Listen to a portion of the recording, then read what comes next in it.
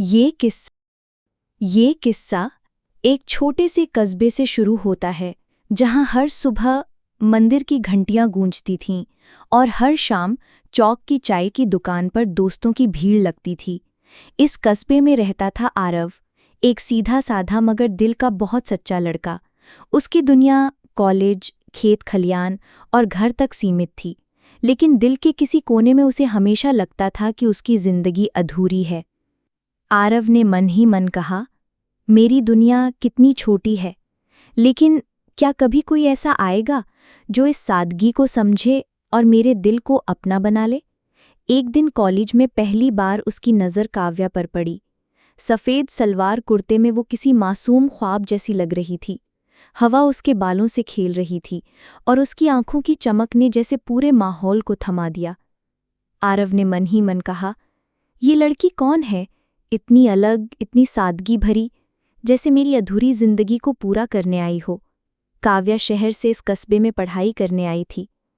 काव्या बोली, मुझे डर था कि यहाँ सब अजनबी होंगे, अपनापन नहीं मिलेगा, लेकिन सच कहूँ तो ये जगह बहुत शांत है और लोग भी बहुत अच्छे लगते हैं। धीरे धीरे आरव और काव्या की मुलाकातें बढ़ने लगीं, कभी लाइब्रेरी में किताबें बदलते हुए तो कभी क्लास के नोट्स पूछते हुए। उनकी बातें छोटी थीं, मगर उनमें एक अनकहा एहसास छुपा था। काव्या बोली, तुम हमेशा इतने चुप क्यों रहते हो आरव? लगता है तुम्हारे दिल में बहुत कुछ है, लेकिन तुम कह नहीं पाते।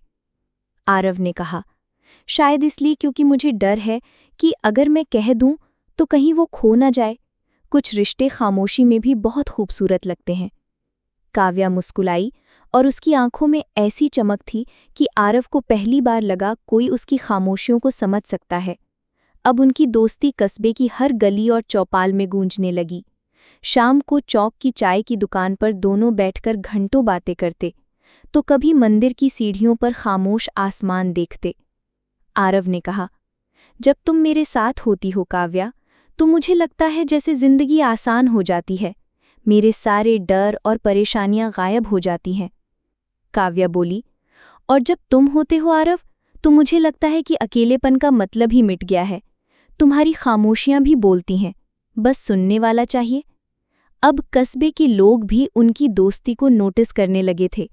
बुजुर्ग मुस्कुराकर कहते कि जवानी का रंग हर चेहरे पर अपनी छाप छोड़ ही देता है, लेकिन जहां प्यार होता है वहां इम्तिहान भी आता है। कॉलेज में वार्षिक उत्सव की तैयारी हो रही थी। काव्या को कविता पढ़ने की जिम्मेदारी मिली और आरव को मंच संचालन का काम दिया गया। काव्या बोली, आरव, मुझे मंच पर बोलने से डर लगता है, सबकी नज़रें मुझ पर होंगी, अगर मैं हकलाने लगी तो। आरव ने कहा, डर मत काव्या, तुम्हारी आवाज़ में इतनी मिठास है कि लोग सुनकर मंत्रमुग्ध हो जाएंगे, और अगर डर लगे तो बस मुझे देखना, मैं वहीं रहूंगा। कार्यक्रम के दिन जब काव्या ने कविता पढ़ी तो पूरा हॉल तालियों से गूंज उठा। उस भीड़ में उसकी नज़र सिर्फ आरव को खोज रही थी। आरव की आंखों में गर्व और मुस्कान देखकर काव्या का सारा डर मिट गया। काव्या बोली, धन्यवाद आरव, अगर तुम ना होते तो शायद मैं ये कभी नहीं कर पाती। आरव ने कहा, मैंने कुछ नहीं किया काव्या, ये तुम्हारी ही हिम्मत थी। मैंने तो बस तुम्हें वो आईना दिखाया जिसमें तुम्हारी असली ताकत नजर आती है। उस पल दोनों की खामोशी में मोहब्बत की खुशबू थी, मगर किस्मत ने उनके लिए और इम्तिहान लिखे थे। काव्या का परिवार चाहता था कि पढ़ाई पूरी करके वो शहर लौट जाए और उनकी पसंद के लड़के से शादी करे। आरव का परिवार चाहता था कि पढ़ाई पूरी कर वो खेत खलियान संभाले और गांव की जिम्मेदारियां निभाए। दोनों अपने अपने परिवार की उम्मीदों में बंधे थे, मगर दिल के धागे अब जुड़ चुके थे। आरव ने मन में कहा, क्या होगा अगर ये सब जान गए? क्या काव्या मुझसे दूर चली जाएगी? नहीं, मैं उसे खो नहीं सकता। काव्या ने मन ही मन सोचा, आरव मुझे समझता है, लेकिन क्या हमारा रिश्ता समाज की बंदिशों से बच पाएगा? इन सवालों के बीच उनकी दोस्ती और गहरी होती जा रही थी। कस्बे की गलियां उनकी मुस्कान और खामोश बातों की गवाह बन चुकी थीं। आरव ने कहा, काव्या, कभी सोचा है अगर जिंदगी हमें दूर कर दे तो? काव्या बोली, तब मैं यादों को थाम लूंगी, लेकिन दिल कहता है कि कुछ रिश्ते किस्मत से बनते हैं और उन्हें कोई जुदा नहीं कर सकता। आरव ने उसकी आंखों में देखा। वहां डर भी था और भरोसा भी। उसी पल उसने तय किया कि अब वो और खामोश नहीं रहेगा। ये उसकी मोहब्बत है और अब उसे इजहार करना ही होगा। शाम ढल रही थी, आकाश पर लालिमा फैली थी और मंदिर की घंटियों की गूंज हवा में तैर रही थी। काव्या और आरव मंदिर की सीढ़ियों पर बैठे आसमान देख रहे थे। उनके बीच खामोशी थी, लेकिन इस खामोशी में भी अनगिनत बातें छुपी थीं। आरव ने मन ही मन कहा, आज मुझे कह देना चाहिए। अब और देर की तो शायद कभी मौका न मिले। उसने धीरे से काव्या की ओर देखा। आरव ने कहा, काव्या, मैं तुम्हें कुछ बताना चाहता हूँ। काव्या ने उसकी तरफ मुस्कुराते हुए देखा। क्या बात है, इतने गंभीर क्यों लग रहे हो? आरव ने गहरी सांस ली और बोला, तुम मेरी जिंदगी में वो पहली रोशनी हो जिसने मेरे हर अंधेरे को मिटा दिया। तुम्हारे बिना मैं अब खुद को अधूरा महसूस करता हूँ। काव्या, मैं तुमसे प्यार करता हूँ। काव्या चौंक गई। कुछ क्षण के लिए उसके होंठ सिले रह गए। उसकी आंखों में हैरानी थी, पर उस हैरानी के पीछे हल्की सी खुशी भी झलक रही थी। काव्या बोली, आरव, ये सब अचानक? मैंने कभी सोचा नहीं था कि तुम। आरव ने तुरंत कहा, मुझे पता है कि शायद तुम्हें सोचने का वक्त चाहिए, लेकिन मैं अपने दिल की बात और नहीं छुपा सकता था। अगर तुम मना करोगी तो भी मैं तुम्हारा दोस्त बनकर रहूंगा, लेकिन ये सच हमेशा मेरे दिल में रहेगा। काव्या की आंखें नम हो गईं। वो बोली, आरव, सच कहूं तो मैं भी तुमसे अलग महसूस नहीं करती। जब तुम पास होते हो तो दुनिया आसान लगती है। मैंने भी अपने दिल में कई बार यही सोचा, लेकिन हिम्मत नहीं हुई कहने की। आरव ने उसकी ओर देखा। उसकी आंखों में यकीन और प्यार दोनों थे। आरव ने धीरे से कहा, तो इसका मतलब तुम भी? काव्या मुस्कुराई और धीरे से बोली, हाँ आरव, मैं भी तुमसे प्यार करती हूँ। उस पल दोनों ने आसमान की ओर देखा। तारों की पहली झिलमिलाहट जैसे उनकी मोहब्बत की गवाह बन गई थी। समय गुजरने लगा। उनकी मुलाकातें अब और गहरी होने लगीं। वो छोटे छोटे पलों में खुशी ढूंढते। कभी चाय की दुकान पर बैठकर एक ही कप से चाय पीते, कभी लाइब्रेरी में किताबों के बीच छुपकर बातें करते, कभी कॉलेज के मैदान में पेड़ की छांव तले सपनों के महल बनाते। एक दिन काव्या ने कहा, आरव, तुम्हें पता है, जब मैं छोटी थी तो मेरा सपना था कि कोई मुझे ऐसा प्यार करे जो सिर्फ मेरा हो, सच्चा हो। तुम्हें पाकर लगता है कि मेरा वो सपना पूरा हो गया। आरव ने मुस्कुराकर उसका हाथ थामा। और मेरा सपना था कि कोई मुझे मेरी खामोशियों समेत अपनाए। तुमने वो कर दिखाया। लेकिन मोहब्बत जितनी खूबसूरत होती है उतनी ही नाजुक भी। धीरे धीरे उनके परिवारों तक उनकी नज़दीकियों की खबर पहुंचने लगी। एक शाम जब आरव घर लौटा तो उसके पिता गंभीर चेहरे के साथ बैठे थे। पिता ने कहा, आरव, क्या सच है कि तू उस शहर की लड़की काव्या से शादी करना चाहता है? आरव ने गहरी सांस लेकर कहा, हाँ पिताजी, ये सच है। मैं काव्या से प्यार करता हूँ और वही मेरी जिंदगी है। चाचा ने बीच में कहा, तुझे होश भी है? तेरी ये जिद हमारी इज्जत मिट्टी में मिला देगी। गांव भर में बदनामी होगी। पिता ने गुस्से से कहा, आज के बाद अगर तू उस लड़की से मिला तो मुझे बेटा कहने की जरूरत नहीं।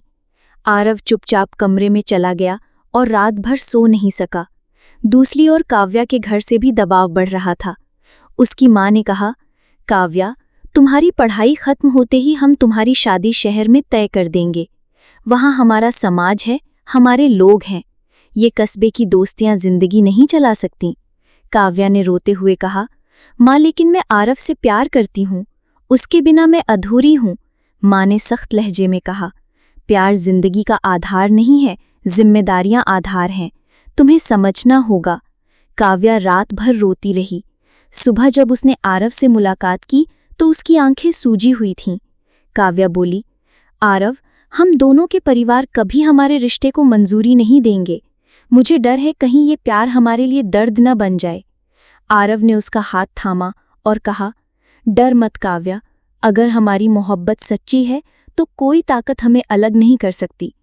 उनकी बातें सुनकर हवा भी रुक सी जाती थी, लेकिन दोनों जानते थे कि आगे का रास्ता आसान नहीं होगा। कुछ दिन बाद कॉलेज में अफवाहें फैलने लगीं कि काव्या और आरव का रिश्ता गहरा होता जा रहा है। दोस्तों की बातें, समाज की फुसफुसाहटें और परिवार का दबाव सब मिलकर उन पर पहाड़ सा बोझ डाल रहे थे। आरव ने सोचा, क्या मोहब्बत इतनी मुश्किल होती है? क्यों हर कोई हमें जुदा करना चाहता है? एक दिन कस्बे की चौपाल में जब दोनों साथ बैठे थे तो काव्या ने कहा, आरव, अगर हमें साथ रहना है तो हमें हिम्मत दिखानी होगी। या तो अपने परिवारों को मनाना होगा या फिर खुद अपना रास्ता चुनना होगा। आरव ने उसकी आंखों में देखते हुए कहा, मैं हर हाल में तुम्हारा हूं काव्या, चाहे ये रास्ता कितना ही कठिन क्यों ना हो। उस शाम दोनों ने कस्में खाईं कि वो आखिरी सांस तक एक दूसरे का साथ देंगे, लेकिन उन्हें अंदाजा भी नहीं था कि आने वाले दिनों में उनकी मोहब्बत सबसे बड़े तूफान से टकराने वाली है। सर्दियों की एक ठंडी सुबह थी। कॉलेज का आखिरी सेमेस्टर चल रहा था। पेड़ों से पत्ते झड़ रहे थे और हवा में अजीब सी उदासी घुली हुई थी। आरव और काव्या पहले से भी ज्यादा करीब हो चुके थे, लेकिन जितनी उनकी ये शब्द आरव के दिल में तीर की तरह लगे, लेकिन उसकी आंखों में आंसू नहीं आए, बल्कि एक अजीब सी दृढ़ता उभर आई। उसने मन ही मन कहा, चाहे पूरी दुनिया खिलाफ हो जाए, मैं काव्या का साथ नहीं छोड़ूंगा। दूसरी ओर काव्या के घर का माहौल भी भारी था। उसके पिता ने उसे डांटते हुए कहा, काव्या, हम तुम्हारे लिए शहर में रिश्ता देख रहे हैं, ये कस्बे वाला लड़का तुम्हारे लायक नहीं।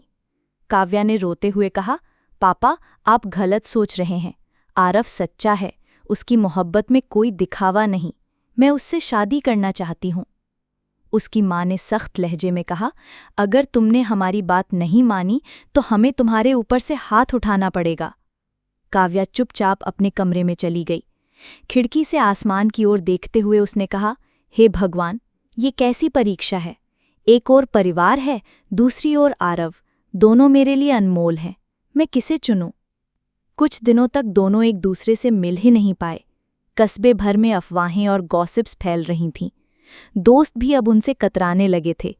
लेकिन प्यार की ताकत ऐसी होती है कि सारे ताले तोड़ देती है। एक रात काव्या ने आरव को चुपके से फोन किया। उसकी आवाज़ कांप रही थी। काव्या बोली, आरव, मैं अब और सहन नहीं कर सकती। मुझे लग रहा है कि मैं अपने ही घर में कैद हो गई हूं। आरव ने दृढ़ता से कहा, डर मत काव्या, मैं हूं ना तुम्हारे साथ। कल सुबह मंदिर में मिलो, हमें कोई बड़ा फैसला करना होगा। अगले दिन सुबह मंदिर की घंटियों के बीच दोनों मिले। काव्या की आंखें लाल थीं, चेहरा थका हुआ था।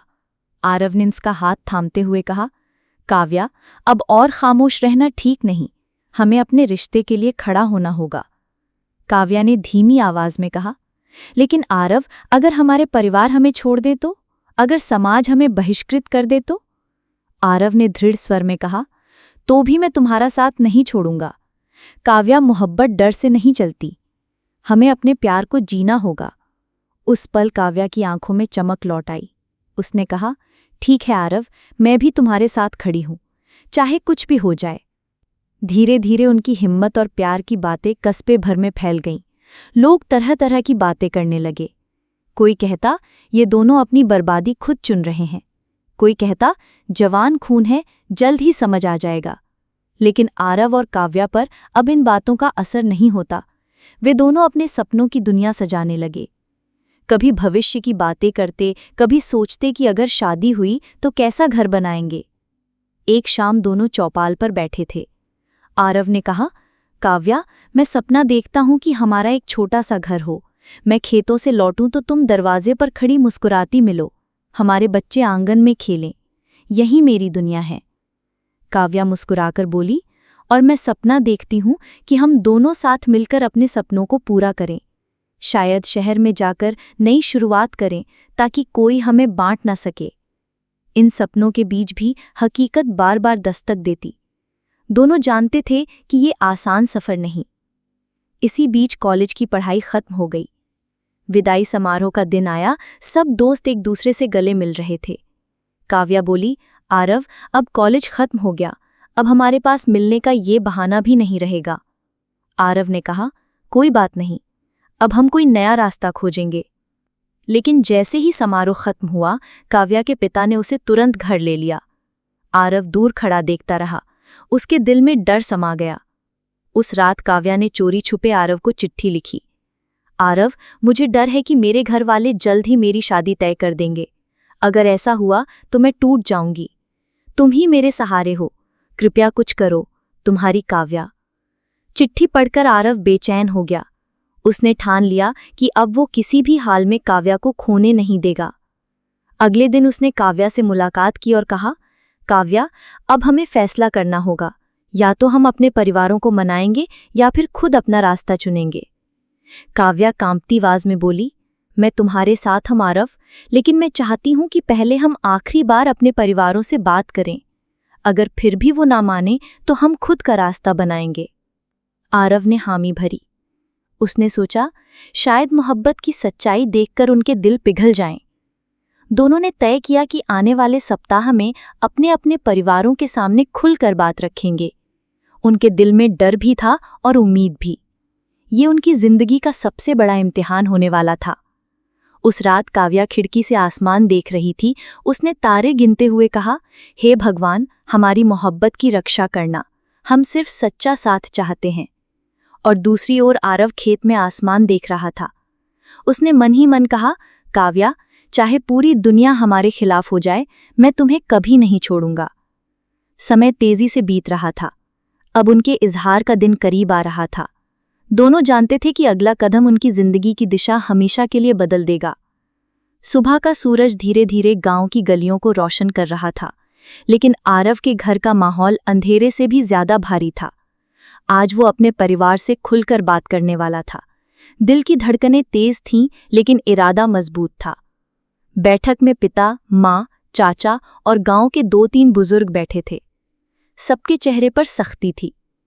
आरव ने गहरी सांस लेकर कहा, पिताजी, मैं आप सबसे कुछ कहना चाहता हूं। पिताजी ने भौहें चढ़ाकर कहा, क्या कहना है?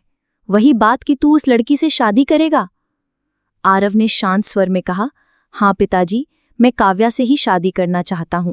मैं उससे प्यार करता हूं और वो मेरे लिए सिर्फ एक लड़की नहीं, मेरी पूरी दुनिया है। कमरे में सन्नाटा छा गया। चाचा ने गुस्से से कहा, ये लड़का पागल हो गया है, गांव भर में हंसी का पात्र बना देगा। हमारे खानदान की और भी बेटियां हैं, लोग उंगली उठाएंगे कि इस घर का बेटा पराई जाति की लड़की ले आया। पिता ने गहरी आवाज में कहा, आरव, तेरी जिद हमारे मान सम्मान से बड़ी नहीं हो सकती। या तो तू ये ख्याल छोड़ दे या फिर इस घर से निकल जा। आरव की आंखों में आंसू छलक आए। उसने मां की ओर देखा, जैसे उनसे सहारा चाहता हो। मां ने धीमी आवाज में कहा, बेटा, हम तुझसे दूर नहीं करना चाहते, लेकिन समाज की दीवारें बड़ी ऊंची हैं। अगर तू ये कदम उठाएगा तो सब हमें तिरछी नजरों से देखेंगे। आरव ने मां का हाथ पकड़ते हुए कहा, मां, क्या समाज की नजरें हमारी खुशियों से बड़ी हैं? मैं जानता हूं कि ये रास्ता कठिन है, लेकिन अगर मैं काव्या को छोड़ दूंगा तो मैं खुद को कभी माफ नहीं कर पाऊंगा। पिता ने गुस्से से उठते हुए कहा, बस बहुत हुआ, अब इस घर में काव्या का नाम मत लेना। अगर तूने जिद की तो ये घर छोड़ दे। आरव चुपचाप बाहर चला गया। आसमान की ओर देखते हुए उसने सोचा, मेरे अपने ही मुझे समझ नहीं पा रहे, लेकिन मैं हार नहीं मानूंगा। दूसरी ओर काव्या के घर में भी तूफान मचा हुआ था। उसके पिता ने सख्ती से कह दिया था कि वो बाहर ज्यादा ना निकले। काव्या खिड़की से बाहर देखती और सोचती, आरव, तू कैसे है? ये दूरी मुझे मार रही है। उसकी सहेली ने चोरी छुपे उससे मिलने की कोशिश की। वो बोली, काव्या, लोग तेरे बारे में तरह तरह की बातें कर रहे हैं। कुछ कहते हैं तू बहक गई है, कुछ कहते हैं तेरी मोहब्बत सच्ची है। तू डरती नहीं? काव्या ने धीमी मगर मजबूत आवाज में कहा, डरती हूं, लेकिन उससे भी ज्यादा डर लगता है कि अगर मैं आरव को खो दूं तो जिंदगी का मतलब ही खत्म हो जाएगा। हफ्ते का चौथा दिन था। गांव के मंदिर में मेला लगा था। लोग दूर दूर से आए थे। आरव और काव्या दोनों भीड़ में एक दूसरे को खोजते रहे और आखिरकार मंदिर की सीढ़ियों पर उनकी नजरें मिली। दोनों ने बिना कुछ कहे एक दूसरे को देखा। भीड़ में भी जैसे समय थम गया। फिर धीरे धीरे आरव उसके पास आया। उसने फुसफुसाकर कहा, काव्या, मैं तुझे देखे बिना रह नहीं सकता। ये हफ्ता जैसे सदियों जैसा लग रहा है। काव्या की आंखें नम हो गईं। आरव, मैं भी तुझसे मिलने को तरस रही थी, पर घर वाले इतनी सख्ती कर रहे हैं कि सांस लेना मुश्किल हो गया है। आरव ने उसका हाथ हल्के से छुआ। बस थोड़ी और हिम्मत, पंचायत का दिन आएगा और मैं सबके सामने तेरे लिए खड़ा रहूंगा। काव्या बोली, और मैं भी तेरे साथ रहूंगी, चाहे पूरी दुनिया खिलाफ हो जाए। और उसी पल गांव के कुछ लोग वहां पहुंच गए। उन्होंने दोनों को साथ देखा और कानाफूसी शुरू हो गई। देखा, ये दोनों चोरी छुपे मिल रहे हैं, पंचायत को बताना पड़ेगा। आरव और काव्या समझ गए कि मुश्किलें और बढ़ गई हैं। छठे दिन माहौल और भी गर्म हो गया।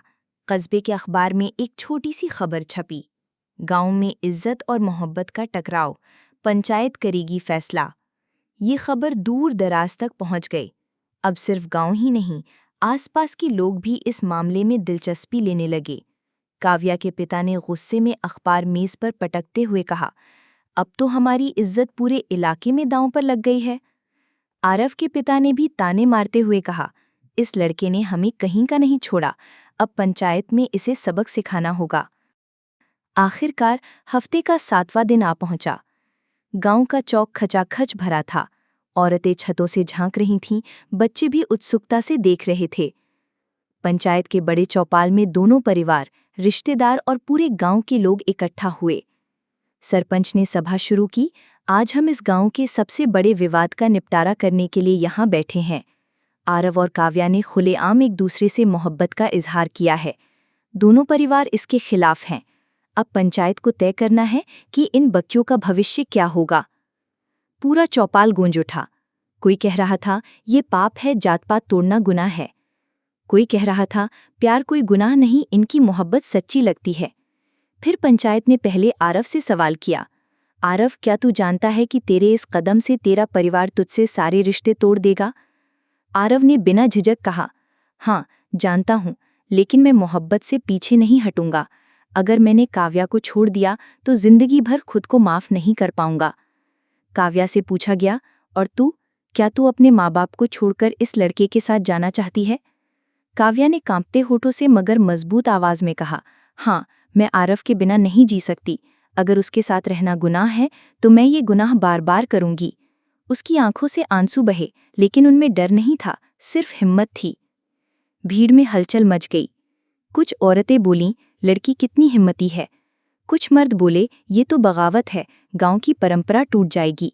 सरपंच ने दोनों परिवारों की ओर देखा। आरव के पिता गरजते हुए बोले, पंचायत, अगर ये रिश्ता मान लिया गया तो मैं इस लड़के से सारे नाते तोड़ दूंगा। काव्या के पिता ने भी कहा, और मैं अपनी बेटी को पराया मान लूंगा। मेरे घर की चौखट उसके लिए हमेशा के लिए बंद हो जाएगी। ये सुनकर चौपाल में सन्नाटा छा गया। आरव और काव्या की आंखें भर आईं। दोनों जानते थे कि अब मामला और कठिन हो गया है। सरपंच ने गहरी आवाज में कहा, ये पंचायत इतनी आसानी से फैसला नहीं दे सकती। ये सिर्फ 2 बच्चों का मामला नहीं है, पूरे गांव का सवाल है। इसलिए हम एक और हफ्ता सोचने का वक्त लेंगे। तब तक दोनों परिवार शांत रहें। अगली सभा में अंतिम फैसला होगा। ये सुनकर भीड़ में हलचल मच गई। किसी ने कहा, इतना वक्त क्यों, अभी फैसला होना चाहिए था। किसी ने कहा, ठीक है, इतनी बड़ी बात है, सोचना जरूरी है। आरव और काव्या ने एक दूसरे को देखा। उनकी आंखों में थकान थी, लेकिन साथ ही उम्मीद भी। आरव ने धीमे स्वर में कहा, काव्या, हमें और इंतजार करना होगा। काव्या बोली, हाँ, लेकिन मुझे यकीन है कि सच्चाई की जीत होगी।